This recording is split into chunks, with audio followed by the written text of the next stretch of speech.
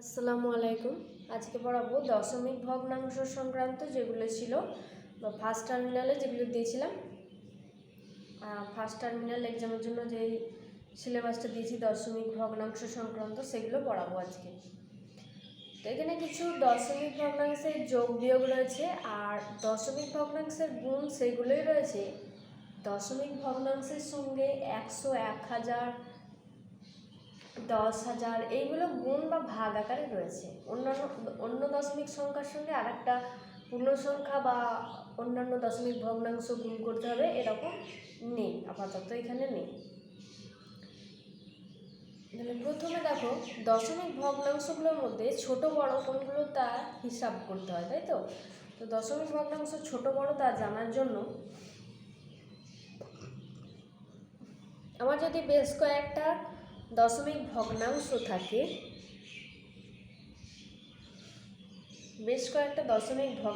থাকে, তাহলে সেইগুলোকে পাশাপাশি লিখি দিয়ে দেখি যে ছোট বড়।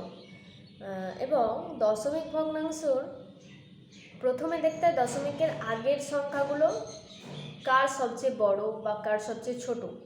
তাহলে বড় থেকে, মনে করো আমি এখানে বড় থেকে ছোট হিসাব করব। বড় থেকে ছোটকে কি বলা হয়? অধক্রম। বড় থেকে ছোট সাজাতে বললে সেটাকে বলা হয় অধক্রম। আর ঊর্ধ্বক্রম হলো ছোট থেকে বড় সাজানো হলো ঊর্ধ্বক্রম। বড় থেকে ছোট সাজাবো। তো প্রথমে মনে করো আমি কিছু সংখ্যা নিয়েছি 0.54, 3.9, 0.574, 15.3, 9.0 এরকম বেশ কিছু দশমিক ভগ্নাংশ বা দশমিক সংখ্যা নিয়েছি। তাহলে আমি কি বললাম, প্রথমে দশমিকের আগেরগুলো দেখব, কারণ সবচেয়ে ভ্যালুয়েবল হচ্ছে দশমিকের আগেরগুলো। তাহলে এখানে বড় ছোট হিসাব করার জন্য সবচেয়ে বড় দেখো দশমিকের আগে এর আছে 0, এর 3, এর 0, এর 15, এর 9। তাহলে সবচেয়ে বড় কোনটা পাচ্ছি? 15.3। বড় থেকে ছোট সাজাচ্ছি, তারপর কোনটা বড় এটাকে যদি বাদ দেওয়া হয় তারপর বড় পাচ্ছি এটা 9.0, এটা 3.9। তাহলে এই 9.0 এটা তারপর এই দুটোকে বাদ দিলে এবার পড়ে থাকছে 3.9। এরপর দেখতে পাচ্ছি এটাও দশমিকের আগে 0, এটাও দশমিকের আগে 0। বুঝতে পারছি না, দশমিকের পরেরটা দেখছি এটাও 5, এর পরেরটাও 5, তাও বুঝতে পারলাম না। তারপরটা দেখছি এর 4, তারপরটা এর 7। তাহলে বড় হলো এটা 7 বড়। এক এক করে এগোবো, দশমিকের পরে এরও 5, এরও 5, এর 4, এর 7, তাহলে এটা বড়। তাহলে লিখে দিচ্ছি 0.574, তারপর হবে 0.54। আমার যদি এই সংখ্যাগুলো এইরকম থাকতো,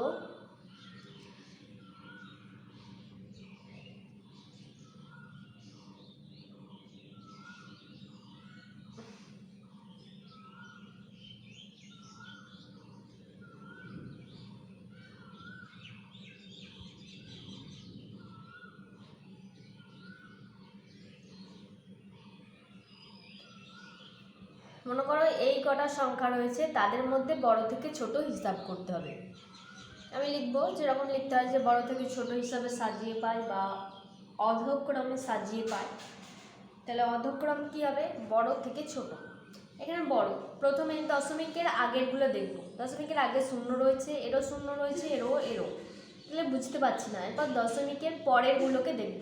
দশমিকের ঠিক পরের সংখ্যাটা এর 3, এরও 3, এরও 3, এরও 3, তাও বুঝতে পারলাম না।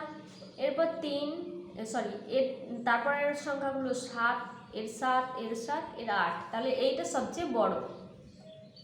0.384 হলো সবচেয়ে বড়। এরপর এটাকে বাদ দিয়ে বাকিগুলোর মধ্যে দেখব। সবার 7 7 হয়েছে। 3 নম্বর ঘরটা এর 7, এর 7, এর 0, এটা ছোট, তার মানে তাহলে এই দুটো বড়, এই দুটোর মধ্যে এবার কে বড় দেখছি, 7-এর পরের ঘরটা, এর 1 এর 2, তার মানে এইটা সবচেয়ে বড়। এই তিনটের মধ্যে এটা সবচেয়ে বড়, 0.3772। তারপর নেব এইটা, এটা আরেকটু বড়, 0.3771।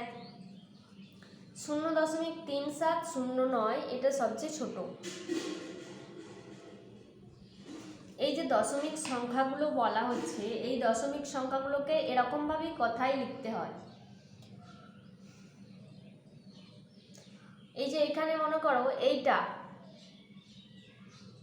এই দশমিক ভগ্নাংশটাকে কথায় কিভাবে লিখতে হবে, 0.574।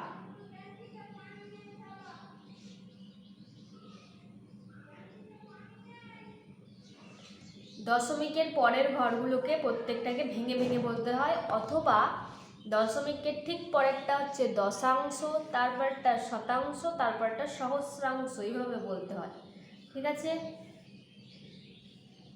কিন্তু এই একই দশমিক সংখ্যার আগের, এই দশমিক বিন্দুর আগের যেগুলো, সেগুলোকে এরকম ভেঙে বলবো না।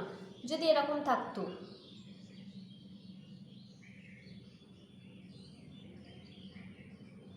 এটা থাকলে কি বলবো, দেখো দশমিকের আগের সংখ্যাগুলোকে ভেঙে ভেঙে বলবো না। এটা যেরকম আছে 543, তাহলে এইটাকে এরকমভাবেই বলতে হবে 543।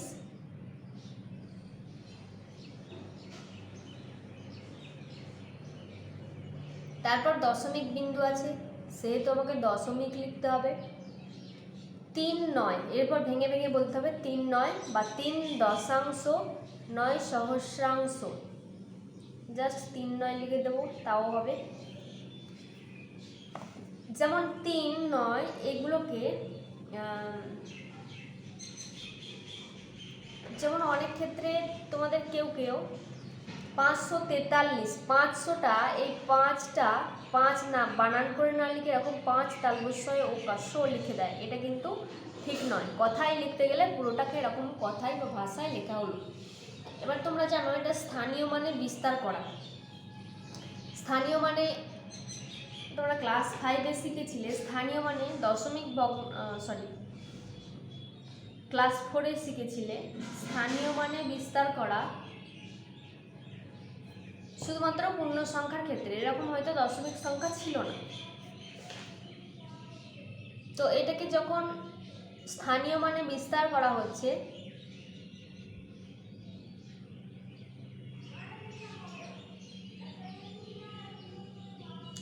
স্থানীয় মান মানে এর স্থানীয় মান 5-এর স্থানীয় মান 500 যোগ 4-এর স্থানীয় মান 4 দশক মানে 40, 3-এর স্থানীয় মান মানে 3।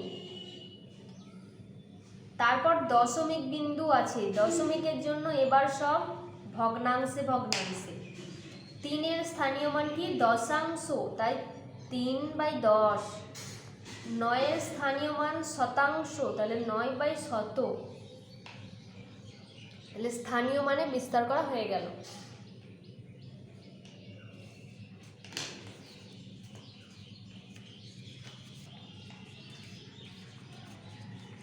এবার মিশ্র ভগ্নাংশ, অপ্রকৃত ভগ্নাংশ থেকে মিশ্র ভগ্নাংশে এগুলো কিভাবে করে তোমরা জানো। অপ্রকৃত ভগ্নাংশ থেকে মিশ্র ভগ্নাংশে ভাগ প্রক্রিয়ার সাহায্যে কিছুটা ভাগ প্রক্রিয়ার সাহায্যে করার পর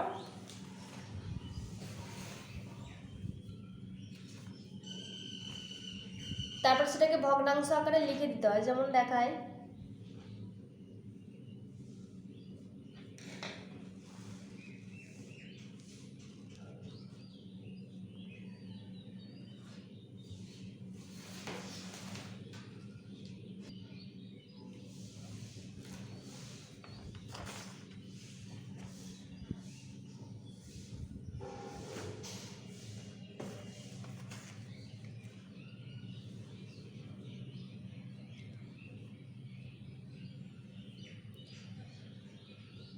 মনে করো তুমি একটা অপ্রকৃত ভগ্নাংশ নিয়েছো 43, নিচে রয়েছে 5, তাকে তুমি মিশ্র ভগ্নাংশে পরিণত করবে। তাহলে 5 আর 43 ভাগ করতে হবে, 5 দিয়ে ভাগ করতে হবে, 5 আর 40, বাকি রইল 3। এই যে ভগ্নাংশটা ভাগশেষটা থাকবে, এই ভাগশেষটা লবেতে লিখে দিই আর যেটা দিয়ে ভাগ করি সেটা এখানে লিখে দিই, তাহলে 8 পূর্ণ 3/5 এভাবে হয়। এখানে তোমার দশমিক ভগ্নাংশের ক্ষেত্রে এখানে শুধুমাত্র 10, 100, 1000, 10,000 এইগুলো দিয়ে ভাগ করা বা এখানে এরকমই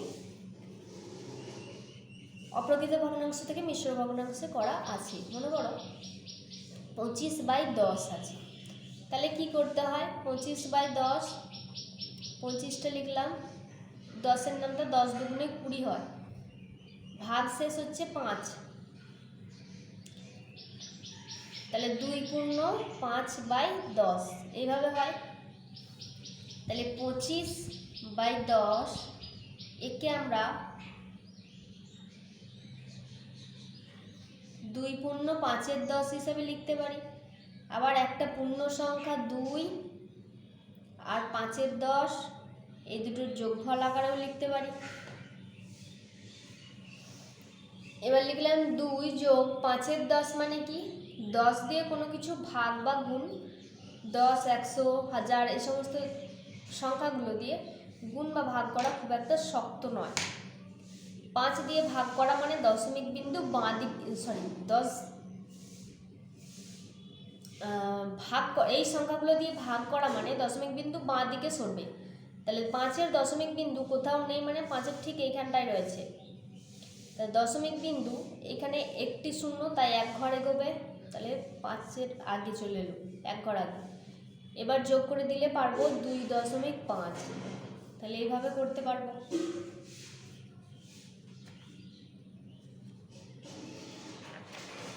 এবার কোনো ভগ্নাংশ, দশমিক ভগ্নাংশের যোগ বিয়োগগুলো কীভাবে করব, দশমিক ভগ্নাংশে মনে করো তোমাদের একটা জমি রয়েছে, সেই জমিটির 0.5% আলু গাছ লাগিয়েছে।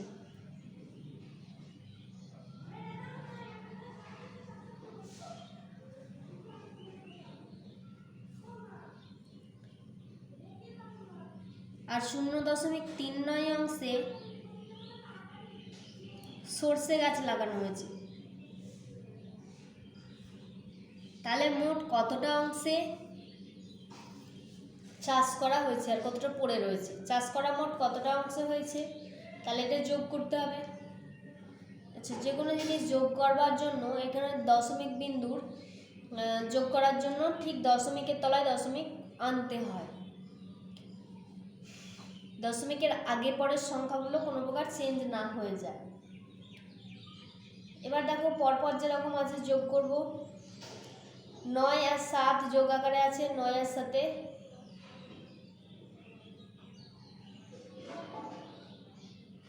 16, 6 হাতে 1, 5 আর 3 8 রাখে 9, দশমিক বিন্দু ঠিক নিচেই বসবে। এই দশমিকের আগে যদি কোনো হাতে 1 থাকে, এই হাতে 1টা এই বাঁ দিকে ধরা যাবে।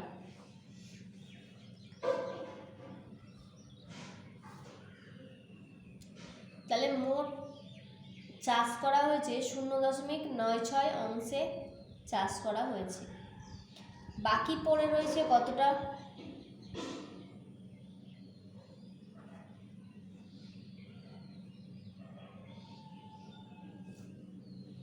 বাকি আছে, গোটা জমিকে সবসময় 1 অংশ ধরতে হয়, তাহলে 1 অংশ থেকে বিয়োগ দিতে হবে 0.96 অংশ।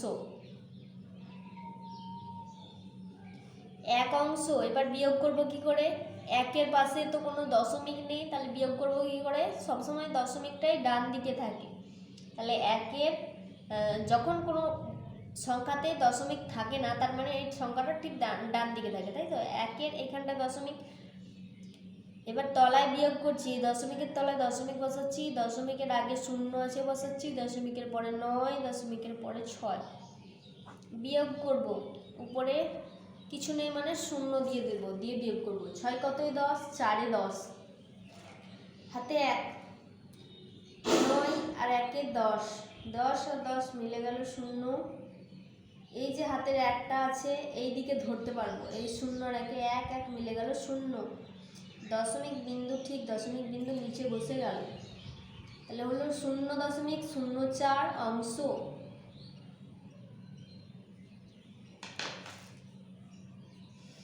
বাকি আছে 0.04 অংশ।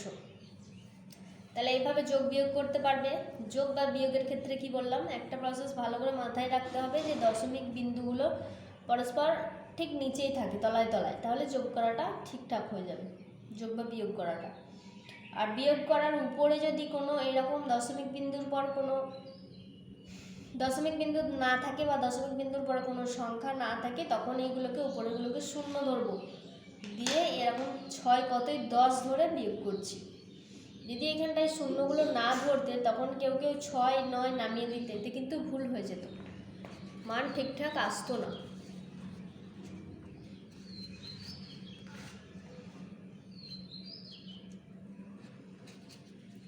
এবার অপ্রকৃত ভগ্নাংশ থেকে দশমিক ভগ্নাংশ খুঁজলে কিন্তু দশমিক ভগ্নাংশ থেকে অপ্রকৃত ভগ্নাংশ থেকে এখানে মিশ্র করা হলো।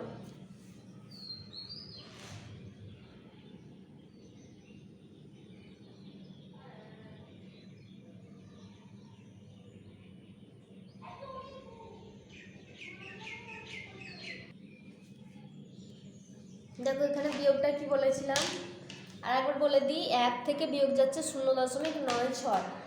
তো 1 মানে 1.00 লিখতে পারি। আর ঠিক দশমিকের তলায় দশমিক, তার আগে 0 ছিল, তারপরে ছিল 9, তারপর ছিল 6। 6 কত 10, 10.5 হলো, হাতে 1 9 আর একে 10 10 10 মিলে গেল 0। আবার এখানে 10 ধরেছি, 10-এর এই 1 1 মিলে গেল 0। এইভাবে বিয়োগ করা হলো। এরপর কি বললাম, দশমিক ভগ্নাংশ থেকে ভগ্নাংশ আনবো। মনে করো এরকম আছে 0.3, এই দশমিক ভগ্নাংশ থেকে ভগ্নাংশ করব, দশমিক বাদ দিয়ে দেবো, বাদ দিয়ে যা যা আছে উপরে লিখে দেবো 0.3, মানে শুধু 3, 0.3 আর লেখে না কেউ, শুধু 3।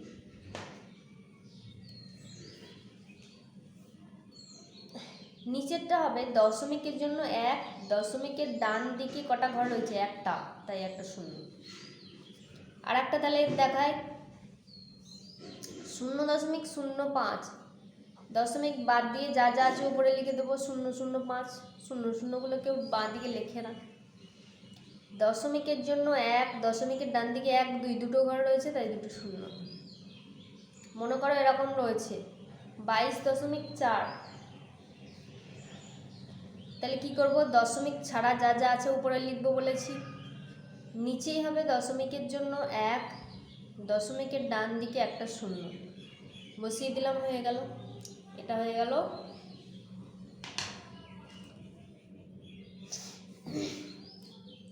অপ্রকৃত ভগ্নাংশে তৈরি হয়ে গেল। এটা প্রকৃত ভগ্নাংশ, এই দুটো প্রকৃত ভগ্নাংশ, এটা অপ্রকৃত ভগ্নাংশ হয়ে গেল। এবার এই যদি লঘিষ্ঠ আকারে প্রকাশ করা যায় তো করবে, আর না যদি করা যায় তো করতে হবে না। যদি লঘিষ্ঠ আকারে করতে বলা থাকে তো অবশ্যই করতে হবে। এইখানে 5 আর 100 লঘিষ্ঠ আকারে প্রকাশ করা যাবে। 5-এর নাম তাই 5 1 কে 5, আর 5-এর নাম তাই 5 20 100, উপরে 1 নিচে 20। একটা জিনিস খেয়াল রাখবে, এইটা আর এইটা ঠিক একই নামতাই যেতে হবে বা একই জিনিস দিয়ে ভাগ করতে হবে, না হলে কিন্তু সমান হবে না, ঠিক হবে না। এটা আর এটা দুটোই 2 দিয়ে যাচ্ছে, 2 1 কে 2, 2 1 কে 2, 2 2 4, আর 2 নাম তো 5 2 10, তাহলে 112/5 এরকম। এরপর যদি মিশ্র ভগ্নাংশ বলা থাকে তো মিশ্র ভগ্নাংশ ভাগ পদ্ধতির সাহায্যে করে ফেলবে।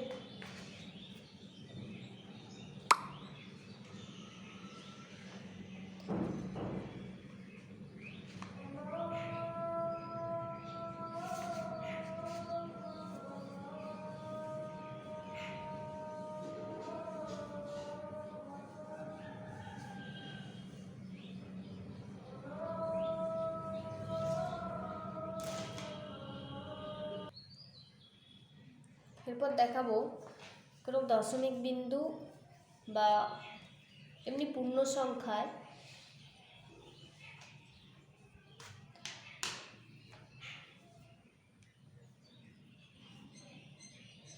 10, 100, 1000 দিয়ে ভাগ বা গুণ করলে কীরকম হয়। প্রথমে মনে করো একটা সংখ্যা নিচ্ছি 5, তাকে গুণ করছি 1000 দিয়ে। তাহলে আমরা কি করি, 5 একে 5 করি, আর এই 3টে শূন্য আছে বলে 3টে শূন্য পরপর বসিয়ে দিই। এবার যদি আমার এরকম থাকতো 1.5 যদি থাকতো, তার সঙ্গে 3টে শূন্য গুণ হয়েছে, তখন কি হবে, তখন এই শূন্যগুলো পরপর না বসিয়ে দিয়ে আগে দশমিক বিন্দুটা ডান দিকে সরাবো। দশমিক বিন্দু ডান দিকে সরানোর পর যতগুলো শূন্য বাকি থাকবে সেগুলো লিখব। 1.5 দশমিকের পর একটা ঘর এদিকে যাবে এই একটা শূন্যর জন্য, তাহলে একটা শূন্য হয়ে গেল, বাকি পড়ে রইল দুটো শূন্য। তাহলে 1.5-এর সঙ্গে 1000 গুণ করতে হলো না, শুধুমাত্র দশমিক বিন্দু সরিয়েই হয়ে গেল। প্রথমে দশমিক বিন্দুটাকে ডান দিকে সরাবো, সরানোর পর সরানোর জন্য একটা শূন্য দরকার, আর দুটো শূন্য পরপর বসে গেল, ঠিক আছে। আবার আরেকটা দেখায় 2.23, তার সঙ্গে গুণ করব 100 মনে করো। তাহলে এখানে 2 যেটা আছে লিখে দিই, 100, দুটো শূন্য আছে, এই দশমিক বিন্দু এক ঘর দু ঘর সরানো গেল, এক ঘর দু ঘর, দুটো শূন্য এখানেই শেষ হয়ে গেল। তাহলে এটার সঙ্গে 2.23-এর সঙ্গে 100 গুণ করে 223 পাওয়া গেল।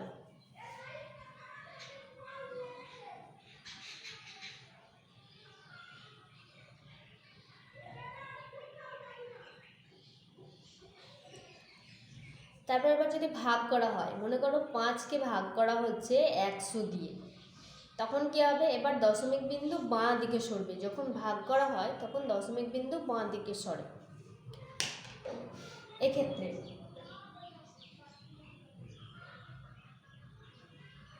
তাহলে 5-এর দশমিক বিন্দু নিশ্চয়ই 5-এর ডান দিকে রয়েছে, দুটো ঘর এই দিকে যাবে। 5-এর তো দুটো ঘর নেই, একটা শূন্য বাঁ দিকে করে দুটো ঘর করা যায়। কোনো সংখ্যার বাঁ দিকে শূন্য বসানোই যায়, তাই আমি শূন্য বসিয়ে নিলাম। দশমিক বিন্দু এখানে ছিল এক ঘর দু ঘর, এখানটায় বসিয়ে দিলাম। তাহলে 0.05 মনে করা আছে 1.3 ভাগ 100 এরকম আছে, তখন কি করব, সেও দশমিকটা বাঁ দিকে সরবে। দেখো আমার দশমিক বিন্দু দেওয়াই আছে, আর এখানে দুটো শূন্য রয়েছে, তার মানে দু ঘর এদিকে যাবে। তাহলে কি হবে, এইখানে ছিল এক ঘর আর এক ঘর, দু ঘর এদিকে গেল। দশমিকের আগে একটা শূন্য এমনি জাস্ট বসিয়ে দিতে হয়, যাতে মনে হয় যে 0., বা শুধু দশমিক দিলেও কোনো ক্ষতি নেই, শুধু দশমিক 013 মানেও যায়, আর 0.013 মানেও তাই। এই বাঁ দিকের এই দশমিকের আগের শূন্যটা কোনো কিছুই নয়, তবু দিলে এই দশমিকটা আছে বলে বোঝা যায়।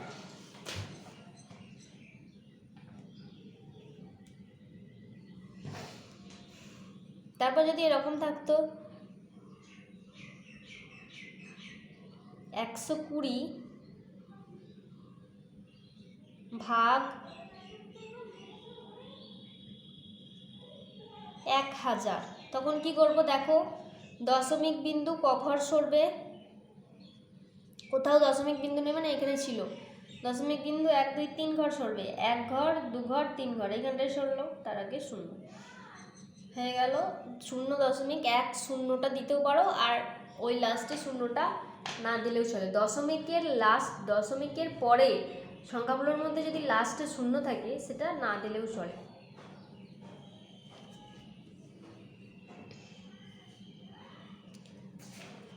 তাহলে এই যে দশমিক সংক্রান্ত যে গুণভাগগুলো রইলো প্রত্যেককে ভালো করে করবে। এবং একটা জিনিস দেখবে যে টাকা পয়সার হিসাব আছে, যখন টাকা পয়সা 1 টাকা 20 পয়সা, আগে জানতে হবে 1 টাকা সমান 100 পয়সা। তাহলে এই টাকার থেকে যদি পয়সাতে নিয়ে যাওয়া হয়, তাহলে 1 টাকা থেকে 100 দিয়ে গুণ করতে হবে, তবে 100 হবে। 100 দিয়ে গুণ করতে হবে, আর এটা পয়সাতেই আছে তাই যোগ, তাহলে 120 পয়সা।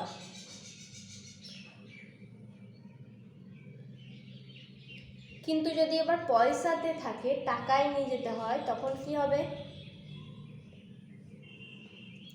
মনে করো আছে 533 পয়সা, তখন টাকায় নিয়ে যেতে হবে, মানে কি করতে হবে? 100 দিয়ে ভাগ করতে হবে। 533 ভাগ 100 সমান দশমিক বিন্দু দুঘরের দিকে সরবে, দশমিক ডান দিকে 1 2 দুঘর, মানে 5.33 টাকা। ঠিক আছে, তার টাকা থেকে পয়সায় যেতে গেলে কীরকম করতে হয়, তো এইগুলো মোটামুটি জানলে।